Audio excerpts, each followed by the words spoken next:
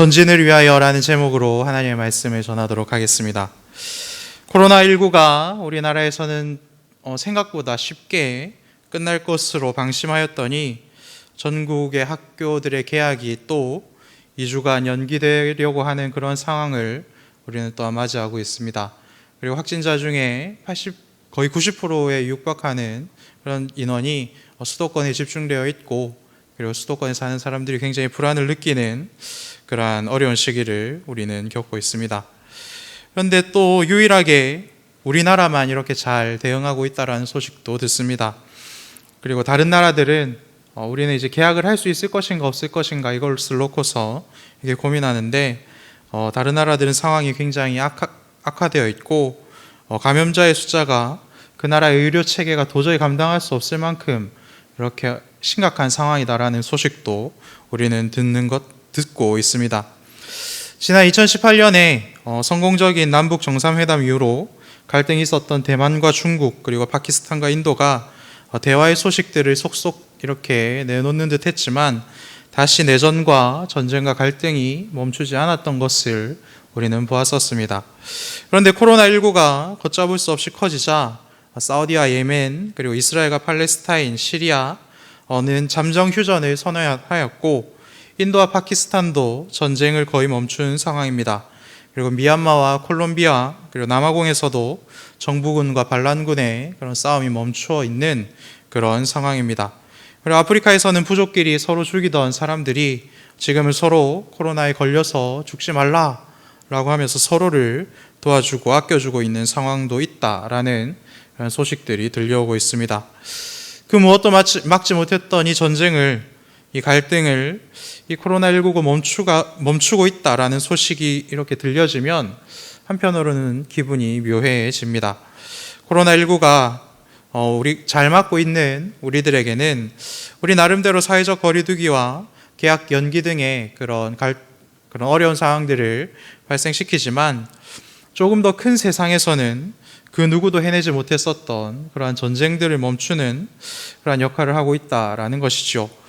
이런 것들을 보면 하나님은 우리가 알지도 못하고 있는 그런 사이에 하나님은 지금도 일하고 계시고, 그리고 우리가 간절히 원했던 이러한 평화를 하나님의 방법으로 이루어 가시는구나 라는 것을 다시 한번 확인할 수가 있습니다.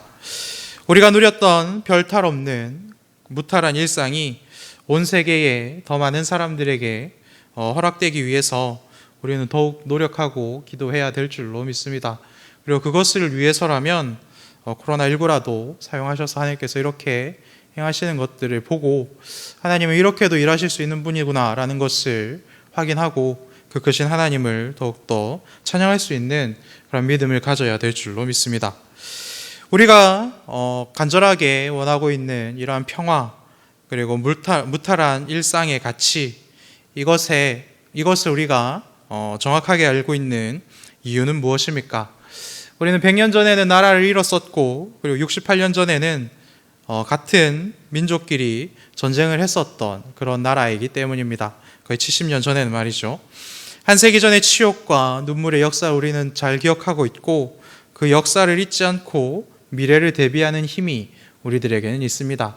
그리하여 메르스가 우리나라를 굉장히 어지럽혔던 것들을 기억하고 그것을 바탕으로 지금 코로나를 잘 막아내고 있는 것이지요. 그렇기 때문에 지금 온 세계가 코로나로 정신을 못 차리는 와중에도 조금씩 전쟁이 멈추어 간다라는 소식을 들을 때에 우리는 한편으로는 감사할 수 있게 된 것입니다. 많은 사람들이 코로나19 이후에 세상이 우리가 한 번도 살아보지 못했던 그런 세상이 될 것이다 라고 예측을 합니다. 저도 어떤 세상이 올지 잘 모르겠고 어떠한 일들이 펼쳐지게 될지 잘 모르겠습니다. 그렇지만 새로운 미래 그리고 희망의 미래로 가기 위해서는 두 가지가 필요한 것 같습니다. 첫 번째는 왜곡되지 않은 기억과 두 번째는 그 기억을 통한 확실한 반성이라는 이 두 가지입니다. 치욕과 눈물의 역사를 수치로 여기고 그냥 덮어버리거나 사실을 왜곡하지 않고 그대로 기억하는 것, 그리고 다른 사람 탓만 하며 멈춰있지 않는 것과 그 기억과 반성의 마음이 있어야 우리는 오늘보다 더 나은 내일로, 그리고 우리가 한 번도 경험하지 경험해보지 못한 세상으로 나아갈 수가 있을 것입니다. 우리 민족은 대대로 기록에 관해서는 세계 어느 나라와 비교할 수 없을 정도로 세세한 것들을 기록해 왔습니다. 정조의 화성 행차를 기록한 원행을묘 정리의 괴라는 문서가 있습니다. 이 문서에는 왕이 행차를 하는데 예산이 10만 양, 지금으로 치면 70억 정도가 들었고, 가마는 어떻게 만들었고, 참석했던 사람은 누구였고, 예복은 어떻게 만들었고, 음식은 어떻게 준비했고, 그리고 무희들의 이름은 어떠했는지까지 이렇게 굉장히 자세히 기록을 한 그러한 책입니다. 그리고 그 행사가 마친 뒤에는 예산 10만 양에서 남은 돈을 백성들에게 어떻게 나누어 주었는지를 을묘정리곡이라는 책을 통하여서 기록을 하고 후세들에게 남겨놓았습니다. 그래서 조선시대 문헌을 보면 너무나도 세세한 기록들이 남아있고, 이러한 세세한 기록물들을 통하여서 너무나도 쉽게 그 상황들을 복원할 수 있다라고 이야기합니다. 이러한 기록들은 우리나라에만 있는 것은 아니지요. 우리가 가지고 있는 성경도 이스라엘 백성들이 겪었던 역사들을 왜곡 없이 담고 있는 것을 확인할 수가 있습니다. 물론 성경이 이스라엘의 모든 역사를 다 담고 있는 것은 아닙니다. 하지만 하나님께서 선택하신 하나님의 백성들에게 하나님께서 행하신 일들이 아주 자세히 담겨 있습니다. 그래서 이스라엘 백성들은 그들이 겪었던 모든 역사를 하나님의 관점에서 기록하였고, 그들이 흥하였던 이유와 그리고 망한 이유를 모두 하나님 앞에서 우리 조상들이 어떻게 살았는가를 관점으로 놓고 그렇게 찾고 있다라는 것입니다. 그리고 그 모든 역사의 기록을 통하여서 하나님께 그들의 모든 죄를 고백하고, 그리고 하나님께 도움을 구하는 용도로, 그리고 앞으로 태어날 자신들의 후손들이 자신들이 저질렀던 죄를 똑같이 저지르지 않으므로 그것에서 그 죄악의 사슬에서 벗어나기를 바라는 마음으로 이 모든 말씀들을 기록하였다라는 것입니다. 지나간 것은 지나간 그대로 그런 의미가 있지만, 지나간 것들에서 선한 것을 배우고 남을 타지 않는 그러한 마음을 가질 때에 우리는 비로소 하나님 앞에서 의롭고 거룩한 자들이 될 수 있는 가장 기초적인 믿음, 그리고 가장 살아서 역사하는 믿음을 가질 수 있게 되는 것입니다. 오늘 말씀을 통하여서 우리가 앞으로 전진할 수 있는 믿음은 무엇인지를 함께 배우는 그런 시간이 되기를 바랍니다. 먼저 앞으로 나아가기 위해서는 지나간 일들을 왜곡 없이 바라볼 수 있는 그러한 용기가 필요합니다. 선지자는 이스라엘 백성이 땅을 잃고 그리고 원수들의 통치를 받게 된 현실을 탄식하며 기도하고 있습니다. 2절과 3절 말씀을 보면 예루살렘이 망했을 때에 백성들은 기업과 집과 가장 등, 그러니까 아버지 등의 삶의 기반을 모두 잃었다라고 한탄하는 모습을 우리는 볼 수가 있습니다. 예루살렘이 망했을 때에 백성들은 이방인들에게 하나님께서 그들에게 선물로 주셨던 기업을 모두 다 빼앗겼습니다. 성경이 말하는 기업은 무엇입니까? 하나님이 그의 백성들에게 주신 땅과 그들의 자녀들이 기업이다라고 성경은 말씀하십니다. 땅과 자녀들은 하나님이 아브라함에게 주신 언약의 가장 중요한 요소이지요. 하나님은 아브라함에게 땅과 자녀를 약속해 주셨고 그 약속을 신실하게 지키셨습니다. 그리고 아브라함은 하나님께서 약속해 주신 아들 이삭을 하나님께 바칠 만한 믿음을 하나님 앞에 보였고, 그리고 하나님께서 이 아이를 죽이더라도 하나님께서 알아서 해주시겠지라는 그러한 믿음을 가지고 있었습니다. 그래서 아브라함의 믿음을 통하여 이스라엘 백성들은 하나님께서 주신 기업인 그 가나안 땅을 자녀들과 함께 누릴 수 있게 된 것이지요. 그렇기 때문에 오늘 본문에서 땅을 빼앗겼다라고 고백하고 있는 것, 그리고 그들의 자녀들을 포로로 잃게 되었다라고 고백하고 있는 것, 그리고 그들의 자녀들은 고아와 같은 처지에 놓이게 되었다라고 고백하고 있는 것은 하나님의 언약이 어쩌면 끝난 것은 아닌가, 아니면 하나님이 이스라엘 백성들을 이제는 포기하신 것은 아닌가라는 그러한 절망적인 절규가 담겨있는 그러한 고백이라는 것입니다. 선지자의 가슴이 무너지는 이유가 여기에 있는 것이지요. 단순히 삶의 터전과 가족만 잃어버린 것이 아니다라는 것입니다.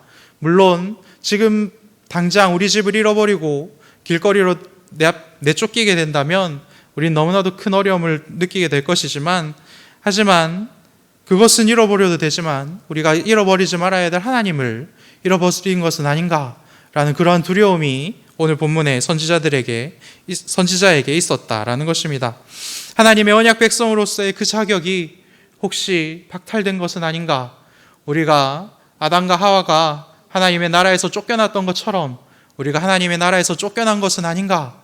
라는 그러한 두려움과 불안함이, 그리고 그러한 슬픔이 선지자에게 있었다라는 것입니다. 우리에게도 이러한 신실한 믿음이 있어야 될 줄로 믿습니다. 한국교회 청년들의 숫자, 그리고 어린아이들의 숫자가 날이 갈수록 줄어들고 있다라는 소식이 전해집니다.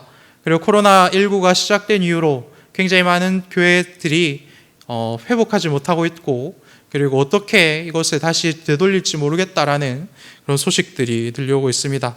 우리 교회도 비슷한 상황이지요. 하나님께서 주신 기업인 다음 세대들이 교회를 떠나가는 것에 대해서 하나님 나라의 언약이 파괴되는 것은 아닌가? 그 자격에서 우리가 벗어나는 것은 아닌가라는 슬픔과 아픔이 우리들에게도 있어야 되지 않겠습니까?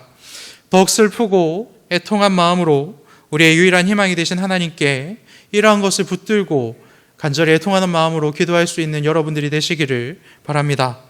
우리가 기도를 멈추지 않을 때에 하나님도 우리를 위한 놀라운 일들을 결코 멈추지 않을 것입니다. 기업을 빼앗긴 땅에는 아버지와 남편은 사라지고 고아와 과부만이 남아있을 뿐입니다.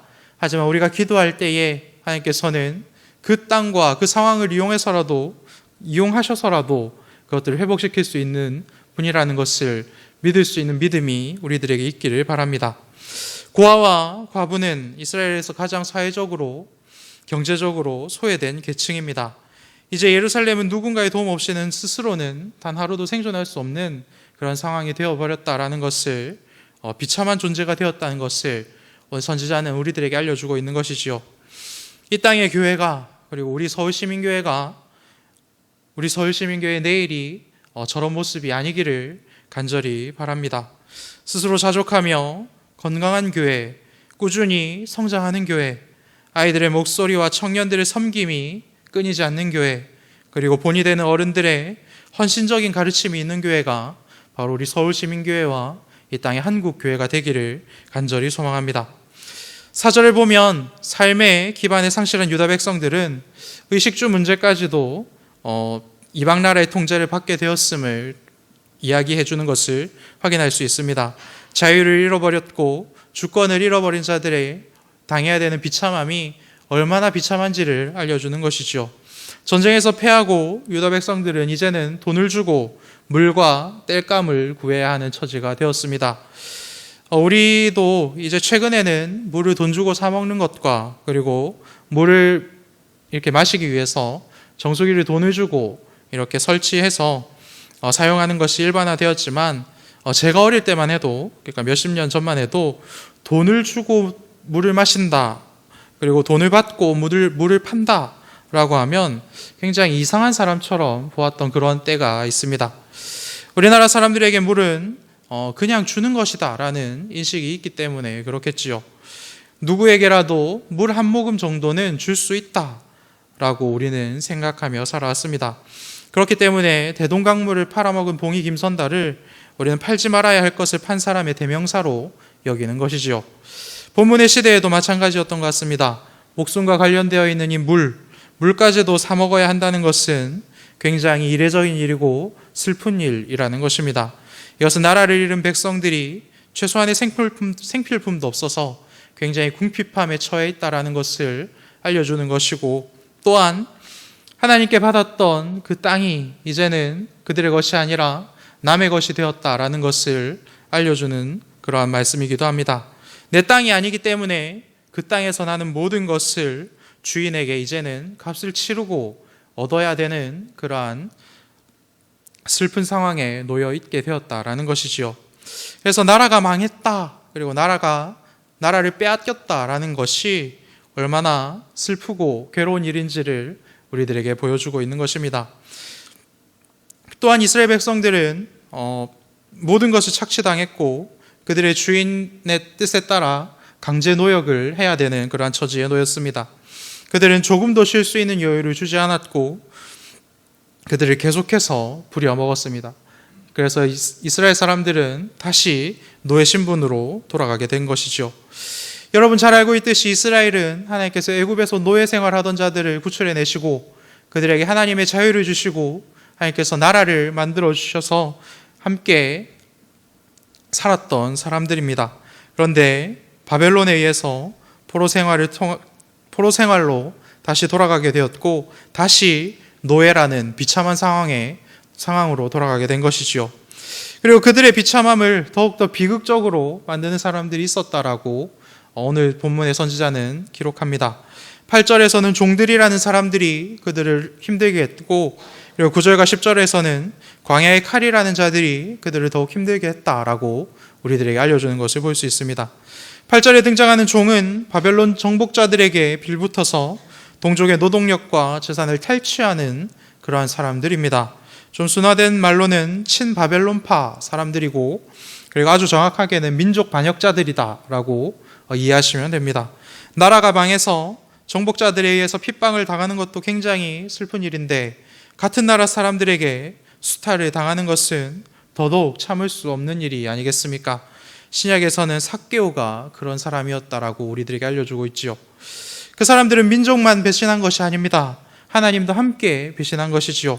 자신의 이득을 위해서라면 하나님도 팔아버릴 수 있는 그러한 사람들입니다. 자신의 이득을 생각하는 사람들은 너무나도 잔인한 사람들이 됩니다. 자신만 소중한 줄 아는 사람들이기 때문에 그렇지요. 한번 민족을 배신했기 때문에 그들의 변함없는 충성심을 바벨론 사람들에게 끊임없이 검증받아야 합니다. 그리고 그 증거로서 더욱 악랄하게 같은 민족들을 탄압해야 하고 그리고 독립을 부르짖고 독립을 이야기하는 자들을 더욱 악랄하게 색출해서 그들을 핍박해야 합니다. 그래서 유다 백성들은 핍박을 피해 예루살렘을 떠나기 시작했습니다. 하지만 성밖이라고 해서 안전이 보장된 것은 아니었지요. 오히려 더 큰 무질서와 폭력이 그들을 기다리고 있었습니다. 9절에 등장하는 광야의 칼은 성밖의 불량배들이나 그리고 유목민들의 약탈을 의미하는 것입니다. 그래서 이스라엘 사람들은 예루살렘 안에서도 안정을 누릴 수 없었고 그리고 예루살렘 밖에서도 지옥을 맛보아야 하는 그러한 어려움에 처했습니다. 선지자는 이러한 비극적인 상황과 그리고 비참함을 왜곡하여 바라보지 않습니다. 모든 것을 있는 그대로 기록하기 시작했습니다.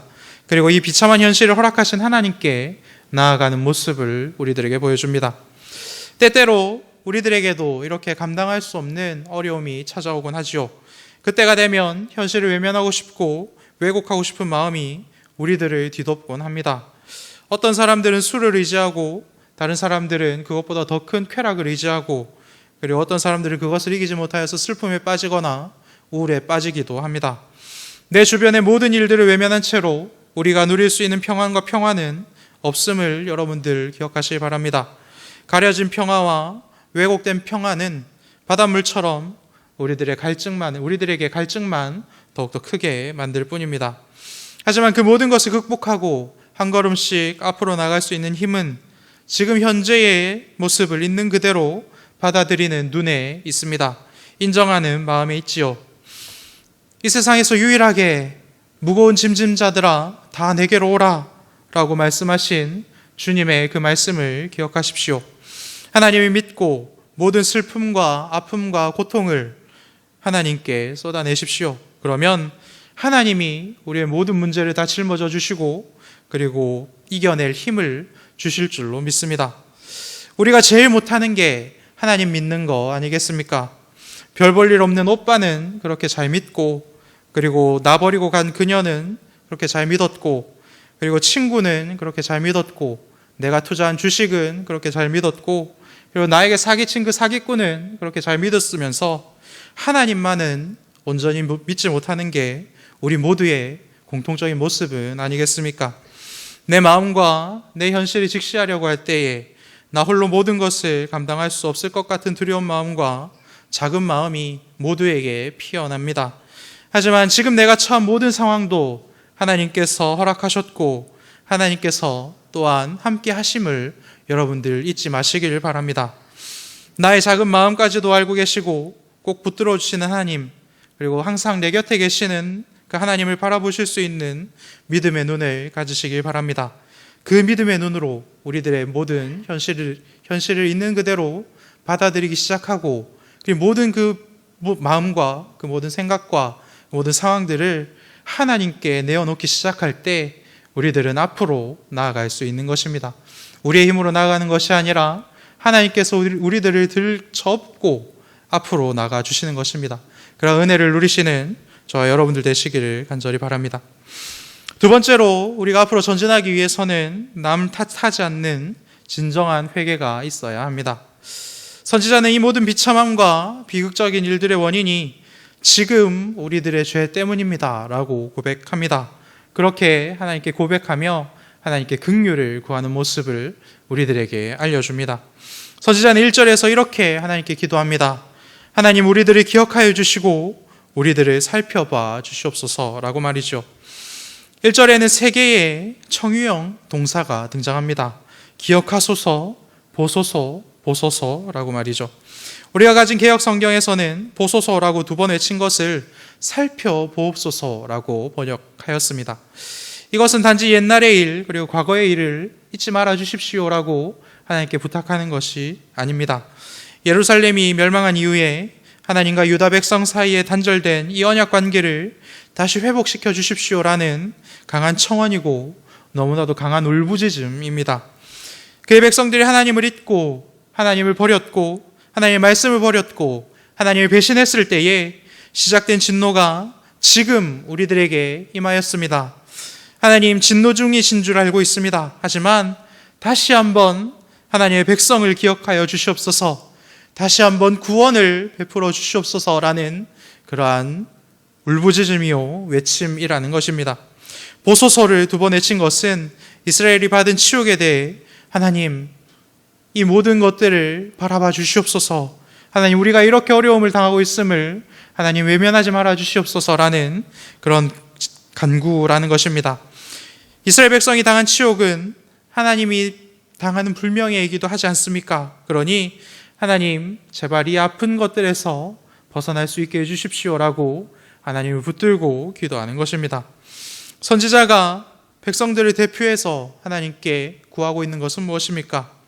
우리 조상들의 죄의 연장선에서 지금 우리들도, 어제까지 우리들도, 오늘까지 우리들도 하나님을 의지하지 않고 살았습니다. 분명히 우리 조상들의 죄로 인하여서 시작된 심판은 확실하지만 사실 우리도 조상들의 삶과 다르지 않았습니다. 그러니 하나님, 오늘 우리가 당하고 있는 이 모든 슬픔과 수치와 고난은 모두 우리들의 죄입니다 라는 신실한 고백을 하고 있다라는 것입니다. 우리 6절을 같이 읽어보겠습니다. 시작.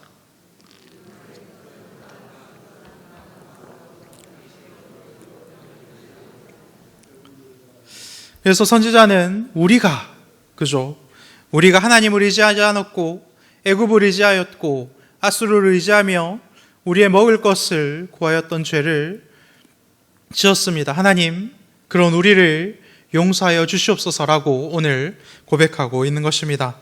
사실 애굽과 아수르를 의지하고 하나님을 떠난 죄는 과거 그들의 조상들이 지었던 죄지요. 그런데 선지자는 조상들의 죄를 마치 지금 이스라엘 백성들이, 그리고 지금 제가 지은 죄입니다 라고 고백하고 용서를 구하고 있는 것입니다. 우리 공동체가 조상들의 그런 탓만 하지 않고 과거 조상들의 죄와 똑같은 죄를 오늘 우리들도 지었기 때문에 하나님, 우리가 잘못했습니다. 하나님, 제가 잘못했습니다. 하나님, 제가 너무나도 확실한 죄인입니다 라고 고백하고 있는 것입니다. 우리에게도 이러한 시실한 믿음의 고백이 있기를 간절히 소망합니다. 시실한 믿음은 언제나 회개와 짝을 이룹니다. 언제나 붙어 다니는 절친이 바로 이 믿음과 회개라는 것이죠. 믿음은 있는데 회개가 없다면 그것은 이상한 믿음이고, 그리고 믿음이 아닙니다. 또한 회개가 있는데 하나님을 믿는 믿음이 없다면 십자가에서 죽으시고 부활하신 예수님에 대한 믿음이 없다면 그 회개는 거짓말일 뿐이지요. 스스로 속이는 것입니다. 남 탓만 하고 그리고 불평과 불만을 쏟아내는 것은 누구나 할 수 있습니다. 제 아들 주원이가 이제 10개월 됐습니다. 휴대폰에 그 주원이가 이렇게 담겨져 있는 동영상이 굉장히 많습니다. 그래서 이렇게 보여주다가 이렇게 딱 끄면 막 울고불고 화를 냅니다. 아빠가 아빠 폰을 보여줬다가 아빠가 아빠 폰을 껐는데도 자기가 화를 냅니다. 그것은 제 건데 말이죠. 불평을 하는 겁니다. 10개월 된 주원이도 그 정도는 할 줄 아는 것입니다. 하지만 남 탓만 하고 있으면 어떻게 됩니까? 비판과 비난만 하고 있으면 어떻게 됩니까? 우리는 그 비참한 자리에서 한 발자국도 움직이지 못하고 그 자리에 머물러 있게 되는 것입니다. 전진하지 못하고 그 자리에 머물러 있는 것이 아닙니다. 머물러 있는 것이 아니라 심판과 진노의 길로 후퇴하고 있는 것과 같습니다. 하지만 지나간 일들은 모두 직시하고 내 속에 새기고 지나간 잘못을 되풀이하지 않는 것, 그리고 앞선 죄에서 벗어나는 삶을 살아내는 것은 다른 이야기이지요. 진심으로 회개하고 진정 죄에서 돌이키는 자는 그가 믿는 하나님과 함께 한 걸음씩 앞으로 나아가는 것입니다. 진정한 회개는 내가 지은 죄뿐만 아니라 내가 죄를 지으며 행했던 선한 행동들까지도 사실은 하나님, 나의 위선이 드러난 것이고 나의 죄성이 드러난 것이었습니다라고 인정할 줄 아는 그러한 고백이 담겨 있습니다. 하나님께서는 그 모든 것을 고백하는 자, 정직한 영을 가진 자들을 거룩한 자다, 의로운 자다라고 선포해 주시고 그리고 그와 더불어 일하십니다. 매일의 삶을 하나님의 말씀을 통하여 회개하고 자복하는 자들과 함께 일하십니다. 하나님과 더불어 일하는 일, 하나님의 사명을 감당하는 일은 아주 힘들고 고되며 외로운 그러한 일입니다. 하나님이 사랑하는 사람들을 사랑하며 그들을 위한 헌신과 수고하는 일을 하는 것은 굉장히 힘든 일이기 때문에 그렇습니다. 그렇지만 여러분, 하나님을 온전히 사랑하면, 하나님을 온전히 믿는 믿음으로 우리가 회개하면 항상 하나님은 우리들에게 사랑을 베풀어 주십니다. 바울은 그렇기 때문에 구원을 얻게 하는 믿음을 갈라디아서 5장 6절 말씀을 통하여서 사랑으로서 역사하는 믿음이다 라고 우리들에게 알려주셨습니다. 현실을 직시하고 회개를 동반하며 하나님과 교회를 사랑하는 믿음이야말로 하나님께 은혜를 받는 통로라는 것을 여러분들 잊지 마시길 바랍니다. 혼자서 하는 일이 아니죠.